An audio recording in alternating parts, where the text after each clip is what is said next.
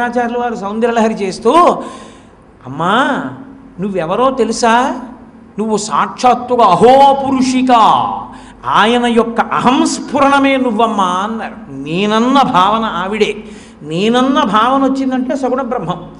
నేనన్న భావన లేకుండా రమిస్తే నిర్గుణ బ్రహ్మం. శివుణ్ణి నిర్గుణ బ్రహ్మంగాను సగుణ బ్రహ్మంగాను చేసేటటువంటిది ఆవిడే. అందుకే రుద్రాధ్యాయంలో ఒక మాట చెప్తారు, శివా రుద్రస్య భేషజీ, శివా విశ్వాహ భేషజీ అని.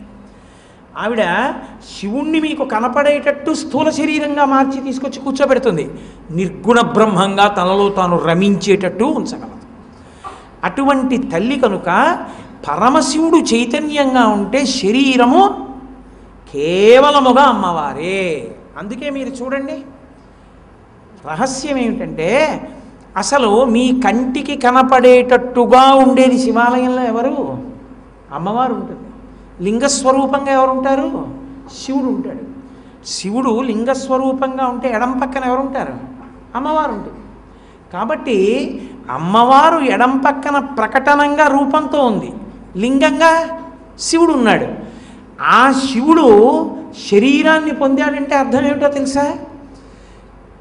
ఈ ప్రపంచమంతా, ఈ బ్రహ్మాండములన్నీ కలిపేస్తే అమ్మవారు పైకి కంటికి తెలుస్తోంది కాబట్టి ప్రకృతి రూపంగా చెట్లు కింద, పుట్టల కింద, మనుషుల కింద అన్నీ తెలుస్తున్నాయి కాబట్టి నామరూపాత్మకమైనటువంటి మాయాస్వరూపమైనటువంటి ఈ జగత్తంతా కలిపి అమ్మవారి యొక్క స్వరూపం. అందులో ఉన్న చైతన్యము కంటికి కనపడదు, అది పరమేశ్వరుడు. నేను మీకు ఇంకా బాగా అర్థమయ్యేటట్టు చెప్పాలంటే, ఈ వైర్ ఉంది, ఈ వైర్ కనపడుతుంది మీకు. ఈ వైర్ లోపల పెడుతున్న విద్యుత్తు మీకు కనపడుతుందా? కనపడదు. ఈ మైక్ కనపడుతుంది. నేను చెప్తున్న మాటల్ని గట్టివిగా చేసి చెప్పేటట్టుగా చెయ్యగలిగిన శక్తి మీకు కనపడుతుందా? కనపడదు. పైకి కనపడకుండా లోపల ప్రవహిస్తున్నటువంటి ఆ విద్యుత్ శివుడు, పైకి నామరూపాత్మకంగా మైక్కుగా వైరుగా కనపడుతున్నది అమ్మవారు. ఇప్పుడు ఈ వైర్ లేకుండా కరెంటు ఫ్లో అవుతుందా? ప్రవహిస్తుందా? ప్రవహించదు. రెండు ఉంటేనే నీకు ప్రయోజనం. ప్రకృతి పురుషులుగా వాళ్ళిద్దరూ కలిసి ఉంటే మంగళం. అప్పుడు ఈ బ్రహ్మాండములన్నీ కలిపి అమ్మవారి శరీరం అయితే, ఆ శరీరమునకు అంతటికి లోపల చైతన్యంగా శివుడు ఉంటే దీని మీద ఎవరున్నారు? బ్రహ్మాండ వ్యాప్త దేహాభసిత హిమరుచాభా సమానా భుజంగై. ఈ బ్రహ్మాండ రూపంలో పరమేశ్వరుడు ఉంటే ఆపాతాళ నభస్థలంత భవన బ్రహ్మాండమా విస్ఫుర జ్యోతిస్ఫాటిక లింగ మౌళి విలసత్ పూర్ణేందు వాంతామృతై. బ్రహ్మాండమునకంతటికీ కూడా పైన చంద్రవంక ఉంది, దాంట్లోంచి పడుతున్నటువంటి అమృత ధారల చేత తడిసిపోతుంటుంది. ఇప్పుడు శివుని శరీరమైన ఈ బ్రహ్మాండమంతా ఎవరు? అమ్మవారు. అమ్మవారి మీదేముంది? చంద్రుడుంది. ఆ చంద్రుడి అమృతధారలలో ఎవరు తడిసిపోతున్నారు? అమ్మవారు తడిసిపోతోంది. దాని లోపల చైతన్యంగా ఎవరున్నారు? పరమశివుడు ఉన్నాడు. ఇప్పుడు అమ్మవారు చంద్రరేఖ ధరించి ప్రకాశిస్తోందంటే దాని అర్థం ఏంటి? ఈ బ్రహ్మాండములన్నీ ఆవిడే అయి ఉన్నది. అందుకే శంకరాచార్యులు వారు సౌందర్యలహరి చేసేటప్పుడు శంభో నీ యొక్క శరీరం అమ్మవారే అని స్తోత్రం చేశారు. కాబట్టి అమ్మా నీ కిరీటము మీద చంద్రవంక కనపడుతోంది అంటే, కామాక్షి కిరీటం మీద చంద్రవంక చూశారు అంటే మీ పక్కనున్న వాళ్ళు, వెనక ఉన్నవాళ్ళు, గుడి బయట దేశం ఇవన్నీ అమ్మవారి స్వరూపమే. ఈ భావన పొందితే అద్వైతీ భావనలోకి ప్రవేశిస్తారు. ఆమె శివుని ఎందుకు కలుపుతుంది? అమ్మా సోమవతి శిరసి భాతి, నీ తల మీద చంద్రరేఖ కనపడుచున్నది అని చెప్పి సోమవతి శిరసి భాతి హైమవతి.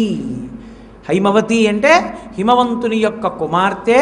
హిమవత్ పర్వతంతో 1కి 10 మాటలు సంపర్కముండి, ఆయనతోటి అనుబంధముండి, అనేక పర్యాయములు ఆయన యొక్క కుమార్తెగా వచ్చినటువంటి తల్లి ఎవరున్నదో ఆ తల్లియే నా ఎదుర ఉన్నది. అందుకని ఆర్యాశతకంలో చెప్పారు మూకశంకరు, ఇంత గొప్ప తల్లి కదా, అంత తేలిగ్గా మమ్మల్ని కూడా అనుగ్రహిస్తుందా? ఈ శ్లోకంలో ఒక్కటే ఇబ్బంది. స్థేమవతి యతిమనస్సు కదా, సామాన్యుల గురించి ఏమైనా ఉందా? మమ్మల్ని కూడా అనుగ్రహిస్తుందని ఉందా? మరి నా బోటిగాడు ఎలా బెంగ పెట్టుకోను? ఎలా అమ్మా నాకు ఎలా కలుగుతుంది నీ అనుగ్రహం? బెంగ పెట్టుకుంటానేమోనని, ఈ స్థేమవతి యతి మనస్సు వల్ల నువ్వు బెంగ పెట్టుకుంటావేమోనని మందస్మిత శతకంలో జవాబు చెప్పారు మూకశంకర్.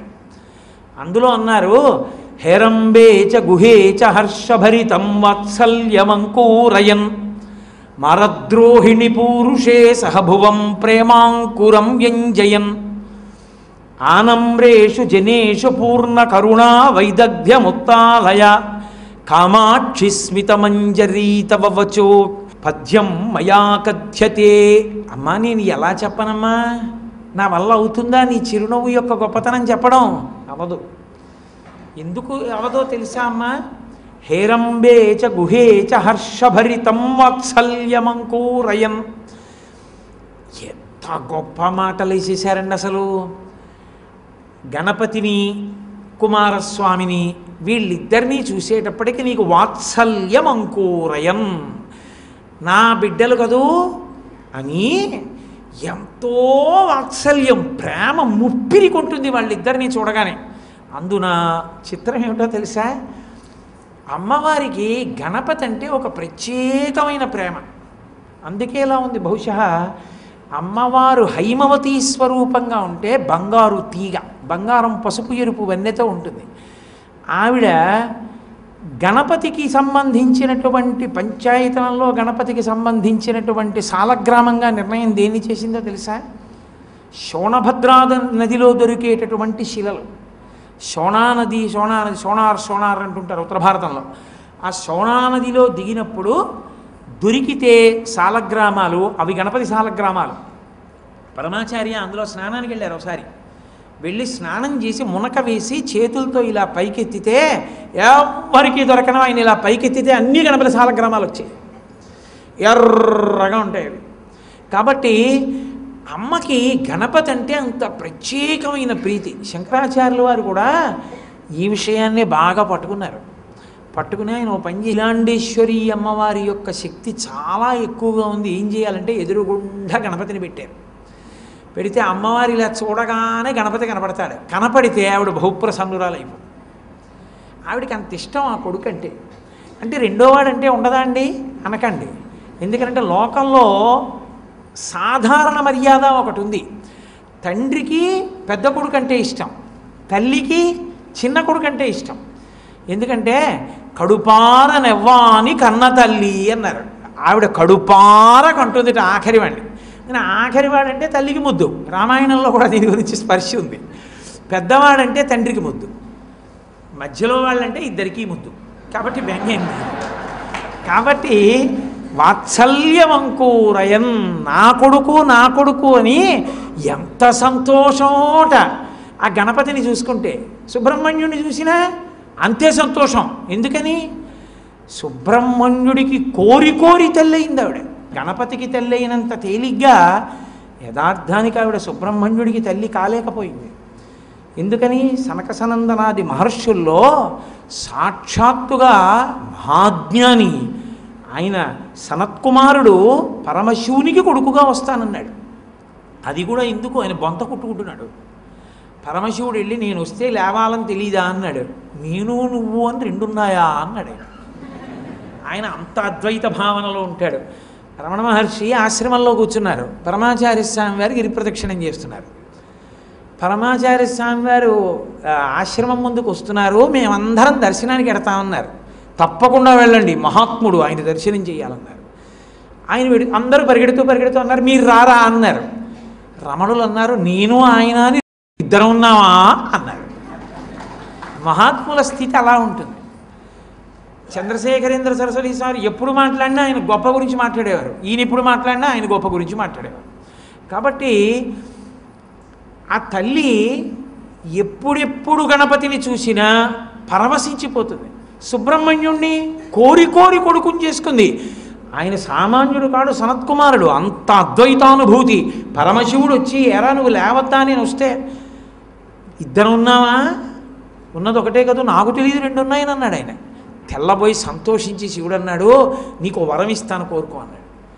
వరమిస్తాను కోరుకోవడానికి నాకు లేనిదోటి ఉంటే నిన్నోటి అడగాలి. నాకు లేనిదే ఉంది, నేను అనంతుణ్ణి, అంతటా నిండిపోయాను. అద్వైత భావన అంటే అదండి. నాకేం కావాలి, నాకేం అక్కర్లేదన్నాడు. అంటే శివుడు అన్నాడు, అలా కాదు, ఏదైనా అడిగన్నాడు. నన్ను ఎందుకు అలా తినేస్తావు, కానీ నీకేమైనా కావాలంటే అడిగిస్తాను. అంటే శివుడు సంతోషించి అన్నాడు, ఆయన మహాజ్ఞానమూర్తి, నా కొడుకుగా రా అన్నాడు. నీకే కొడుకుని అన్నాడు. అంటే పార్వతీదేవి ఉలిక్కిపడింది. ఏమిటి నీకే అంటున్నావు ఏమిటి, నాకు కూడా అంది. ఆ మాట అనకు అన్నాడు. అదేమిటయా, నీలాంటి వాడు నా కొడుకు కాకపోతే ఎలా, నా సంబంధం లేకుండా ఆయనకి కొడుకు ఎలా అవుతావు అంది. అమ్మ, నువ్వు ఎంత జగన్మాతవైనా నీ కడుపులో పడుకుంటే అధోముఖంగా పడుకుని గర్భవాసం చెయ్యాలి, నీ చెయ్యనమ్మా అన్నాడు. నీ శివుడికి కొడుకుగా వస్తాను.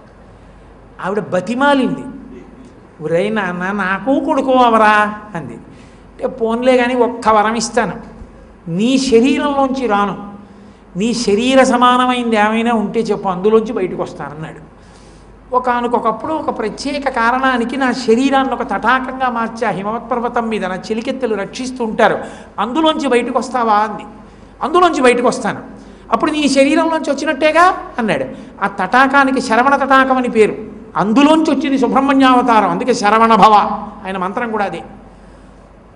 కోరి కోరి కొడుకుని చేసుకుంది సుబ్రహ్మణ్యుణ్ణి, కోరి కోరి పుట్టాడు గణపతి. అసలు నిజానికి మూకశంకరుల ప్రతిపాదన హేరంబేచ, పెద్ద కొడుకు గొప్పతనం ఏమిటంటే హేరంబుడు.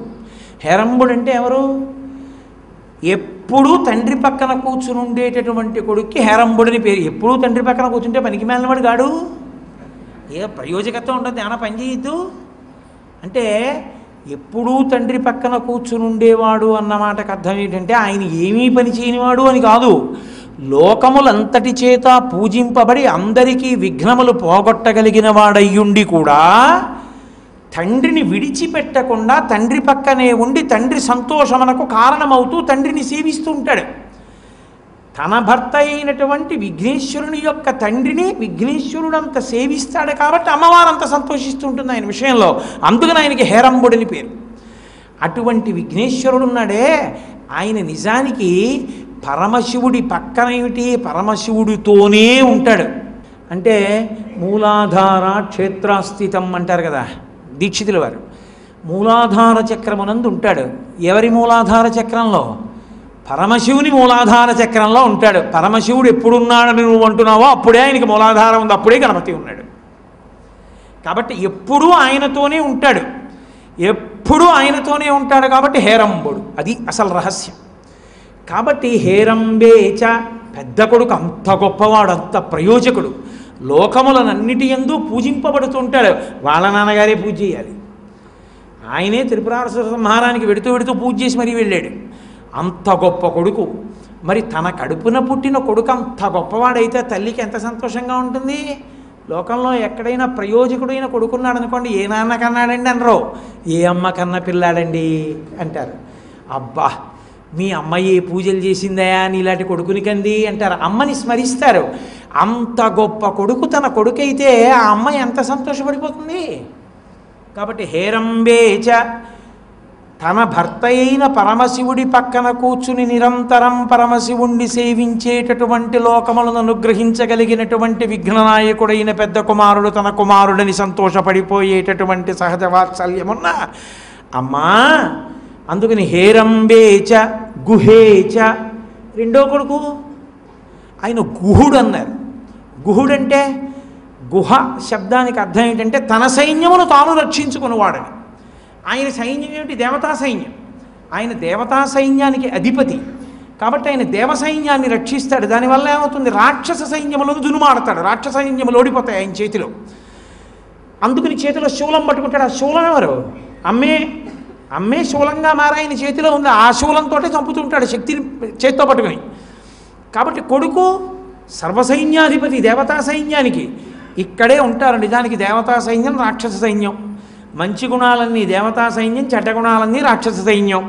ఓ చెడ్డగుణం బైకి లేచి ఇలా చేద్దాంలే అని ఏదో తప్పు సలహా చెప్పగానే సుబ్రహ్మణ్యానుగ్రహం ఉందనుకోండి తొక్కేస్తాడు, తప్పు అలా చేయకూడదంటాడు.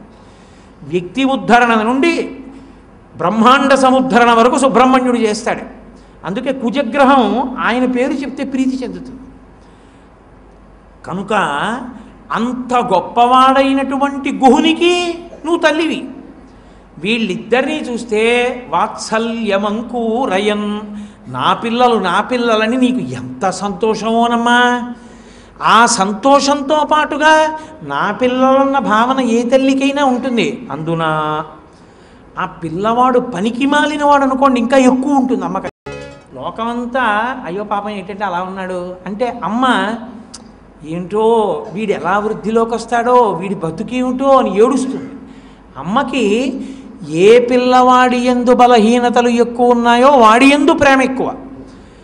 బలహీనతలున్నాయని ప్రేమ కాదు, పరమ బలవంతులయ్యుండి కూడా లోకమునకు పనికొచ్చే వాళ్ళయ్యుండి అంత ఆదిపరాశక్తి తల్లి అయినా ఆదిపరాశక్తి యొక్క అవసరం అంటే, అమ్మ నువ్వు మమ్మల్ని రక్షించాలమ్మా, మేము పనికి వాళ్ళ వాళ్ళమమ్మా అనేవాళ్ళు కాకుండా అంత ప్రయోజకులైన కొడుకులు తన కొడుకులని ఆవిడికి సంతోషం.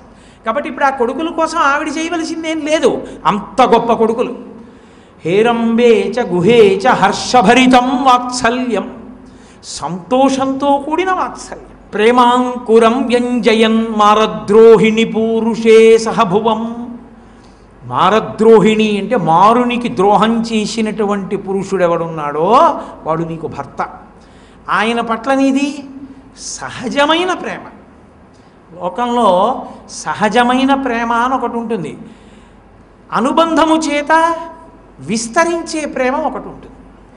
నేను మీకు ఉదాహరణ చెప్పాలంటే, అమ్మకి కొడుక్కి ఉండే ప్రేమ సహజమైన ప్రేమ తప్ప, అసలు వాడెవరో తెలియనప్పుడు కడుపులో చిన్న బీజం కింద ఉన్నప్పుడు అమ్మ ప్రేమించింది, బయటికి వచ్చాక ప్రేమించింది, ధూర్తుడైనా ప్రేమించింది, సత్పురుషుడైనా ప్రేమించింది. నా భార్య ఎవరో నాకు తెలియదు, నాకు 26 ఏళ్ళు వచ్చే వరకు. 26వ ఏట తను ప్రవేశించింది నా జీవితంలో. ప్రవేశించగానే నాకు ఆమె మీద అంత ప్రేమ ఎందుకుంటుంది? కాలగమనమునందు వర్ధిల్లింది. అందుకే రామాయణంలో సీతారాముల గురించి చెప్తూ ఓ మాట అంటారు, ప్రియాతు సీతారామస్య. ఎందుకు సీతమ్మ తల్లి రాముడికి ప్రియమైనదైంది మొట్టమొదట అంటే, దశరథ మహారాజు గారు కోడలని నిర్ణయం చేశాడు కాబట్టి. తర్వాత అది పెరిగింది. ఎందుకని? గుణాద్రూప గుణాఛాపి ప్రీతి భూయోభ్యవర్ధత. ఆమె గుణముల వలన వాళ్ళిద్దరి ప్రేమ పెరిగింది. ఒకప్పుడు మధ్యలో కలిసిన వాళ్ళ మధ్య ప్రేమ పెరుగుతూ ఉంటుంది, ఎంతో బాగా పెరుగుతుంది. అమ్మవారికి పరమశివుని పట్ల ఉన్న ప్రేమ కొత్తగా పెళ్ళయిన తర్వాత పెరిగే ప్రేమ కాదు. వాళ్ళిద్దరూ పూర్వజా, సృష్టికి ముందు నుండి ఉన్నారు. వాళ్ళు ఒకప్పుడు ఉన్నారు, ఒకప్పుడు లేరనడానికి లేరు. వాళ్ళు నిత్యాయ త్రిగుణాత్మనే పురజితే కాత్యాయని శ్రేయసే సత్యాయాధ్య కుటుంబినే. మొట్టమొదటి కుటుంబం వాళ్ళిద్దరే. వాళ్ళు ఏదో ఇతరుల్ని సంతోషపెట్టడానికి ఆయన అప్పుడప్పుడు కొడుగ్గా వెడుతుంటాడు, ఈవిడ అప్పుడప్పుడు కూతురుగా వెడుతూ ఉంటుంది తప్ప, వాళ్ళిద్దరికీ ఉండేటటువంటి ప్రేమ సహజాతి సహజము, పెళ్ళయిన తర్వాత వచ్చిన ప్రేమ కాదది. కాబట్టి అమ్మా, మీ ఇద్దరి మధ్య ఉండేటటువంటి ప్రేమ అంత గొప్పది. పరమేశ్వరుని యందు నీకంత గొప్ప ప్రేమ. సాధారణంగా లోకంలో పురుషుడన్నటువంటి వాడు భార్యని కామమునందు కూడా ధర్మంతో ముడేస్తాడు. నువ్వెవరిని భర్తగా స్వీకరించావు? మారద్రోహిణి. మారుడంటే ఎవరి గురించి స్మరణ లోపల ఉండడం వల్ల విరహము కలుగుతుందో, విరహము జ్వరముగా మారుతుందో, జ్వరము వలన తాను నిలబడలేని స్థితి కలుగుతుందో, ఆ స్థితిని కల్పించగలిగిన వాడు మారుడు. విరహం అనేటటువంటిది స్త్రీ పురుషుల మధ్యనే ఉంటుంది. అసలు విరహమును కల్పించగలిగినటువంటి మారుణ్ణి చంపేశాడు ఆయన పరమశివుడు. అంటే ఆయనకి అసలు స్త్రీకాంక్ష ఉంటుందా లోకంలో? ఉండదు. అలాంటి వాణ్ణి భర్తగా ఎవరైనా కూర్చోబెట్టుకుని ప్రేమించేటట్టు చెయ్యగలరా? చెయ్యలేరు. కానీ నీకు ఆయన యందు ప్రేమ సహజము. సహజముగా ప్రేమించి ఆయన చేత తాళి కట్టించుకుని పక్కన కూర్చోబెట్టుకుని నిన్ను విడిచిపెట్టి ఉండలేక ఆయన శరీరంలో సగభాగం నీకు ఇచ్చేట్టు చేసేసావు. ఎంత గొప్పదానివమ్మా నువ్వు! ఎవరికైనా సాధ్యం అవుతుందమ్మా ఇది? ఇవన్నీ కష్టపడి ఒళ్ళు చెమట్లు పట్టి ఇలా తుడుచుకుంటూ చేయలేదు, చిన్న చిరునవ్వుతో చేసేసావు. అమ్మా నేను ఏం చెప్పనమ్మా చిరునవ్వు వైభవం. కాబట్టి హేరంబే చ గుహే చ హర్షభరితం వాత్సల్యమంకూరయన్ మారద్రోహిణి పూరుషే సహభువం ప్రేమాంకురం వ్యంజయన్. పరమశివుని పట్ల అంత ప్రేమ ఉంది, బాగుంది. పరమశివుడికి నువ్వేం చెయ్యక్కర్లా, ఎందుకనంటే నువ్వు అంత శక్తివంతురాలమైనా నీ అవసరం ఆయనకి ఉంది, ఆయన పూర్ణుడు. వినాయకుడు మహానుభావుడు, సుబ్రహ్మణ్యుడు మహానుభావుడు, మరి నీ శక్తి అంతా ఏం చేస్తావు అంటే ఆనమ్రేషు జనేషు పూర్ణ కరుణా వైదగ్ధ్యముత్తాలయ. ఎవరు తలుచుకుని అమ్మా కామాక్షి నన్ను అనుగ్రహించమ్మా అని ఇలా వంగి నమస్కారం చేస్తున్నారో వాళ్ళందరి మీద నీ కారుణ్యాన్ని పరిపూర్ణంగా వర్షించేస్తావు. ఎందుకని? ఉరే నాకున్న శక్తి వాడడానికి నాళ్ళకి నువ్వు అడుగు దొరికావురా, నిన్ను అనుగ్రహిస్తానంటావు. లేకపోతే అనుగ్రహించడానికి మీ ఆయనకి కావాలా, మీ పిల్లలకు కావాలా, ఎవరికి అక్కర్లా నీ శక్తి, వాళ్ళంతటా వాళ్ళే శక్తివంతులు. ఇన్నాళ్ళకి నేను ఉండి దొరికానమ్మా చేతకానివ్వండి. కాబట్టి అమ్మా అని ఇలా వంగగానే పూర్ణ కరుణా వైదగ్ధ్యముత్తాలయ. అందుకని వంగితే నీ ముందు వంగాలి, నమస్కారం చేస్తే నీకు చెయ్యాలి, అడిగితే నిన్ను అడగాలి. పనికి మాలిన వాళ్ళందరి దగ్గర ఎందుకమ్మా అలంచడం నమస్కారం చేయడం? కాబట్టి ఆనమ్రేషు జనేషు పూర్ణ కరుణా వైదగ్ధ్యముత్తాలయ. ఇప్పుడు ఒక బెంగ పోయింది మనకి. ఏ బెంగ పోయింది? కిందటి శ్లోకంలో ఏమన్నారు? స్థేమవతీయతి మనస్సు. యతుల మనస్సుల్లోనే ఆవిడ ఉంటుంది, మంచిదే, ఆ రూపంలోనూ అనుగ్రహిస్తుంది. ఇప్పుడు మనకి బెంగే ఉంది, అమ్మా అని ఇలా అంటే చాలు మనని అనుగ్రహిస్తుంది. కాబట్టి మనని అనుగ్రహిస్తుందని మందస్మిని శతకంలో పూర్తి చేశారు. ఆనమ్రేషు జనేషు పూర్ణ కరుణా వైదగ్ధ్యముత్తాలయ కామాక్షి స్మితమంజరీ తవ వచోక్ కారం కథా మయా కథ్యతే. అంత గొప్ప చిరునవ్వు కదా నీది. ఆ చిరునవ్వు యొక్క వైభవాన్ని నేనేమని చెప్పనమ్మా? నువ్వు చిన్న చిరునవ్వు నవ్వావంటే మంచి కొడుకులన్న తృప్తి ఉంది, మంచి భర్త, ఇటువంటి వాణ్ణి భర్తం చేసుకున్నానన్న తృప్తి ఉంది. అది కాకుండా ఎవరెవరు వచ్చి నా ముందు వంగి నమస్కరించారో అంతమందిని అనుగ్రహించగలను, అనుగ్రహించానన్న తృప్తి ఉంది. ఇంత తృప్తిని చెప్పే ఆ చిరునవ్వు యొక్క వైభవాన్ని కథంకారం మయా కథ్యతే. నేను ఎలా చెప్పగలనమ్మా? నేను చెప్పలేను. అంత గొప్ప చిరునవ్వు నీదని మనకి హామీ ఇచ్చారు ముఖశంకర్. అంత గొప్ప స్వరూపం ఆ కామా